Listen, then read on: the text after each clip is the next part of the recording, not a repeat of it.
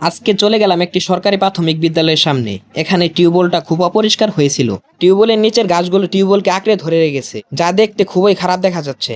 একটি সরকারি প্রাথমিক বিদ্যালয়ের সামনে যদি টিউবওয়েলের অবস্থা এরকম থাকে তাহলে কি হয়?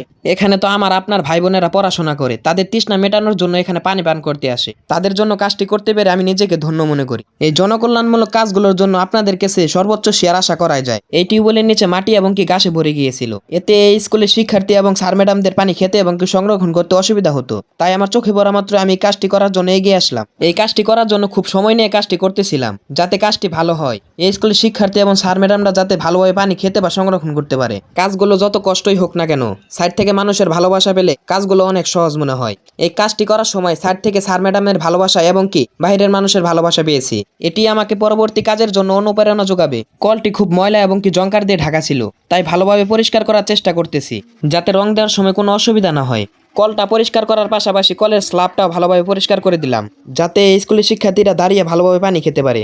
আমার কাজগুলো ছোট হলেও এই স্কুলের শিক্ষার্থীরা ভালোভাবে পরিষ্কার স্থান থেকে পানি খেতে পারবে। তাই আমি চাই আপনারাও এই কাজগুলো করেন, তাতে আমাদের দেশ সুন্দর থাকবে। টিউবওয়েলটি রং করার সময় খুব খারাপ লাগতেছিল, মনে হইতেছে যেন হাতের আঙ্গুলগুলো সব একসাথে হয়ে যাচ্ছে। তাও খুব কষ্ট করে রং দিয়ে দিলাম, যাতে টিউবওয়েলটা সুন্দর দেখা যায়। রং দেওয়া শেষ করতে কলের চেহারাটা পাল্টে যায়। স্কুলের সামনে টিউবওয়েলটা যেন চাঁদের মতো ফুটে উঠেছে। আগামীকাল থেকে এই স্কুলের শিক্ষার্থীরা এখান থেকে ভালোভাবে পানি খেতে পারবে।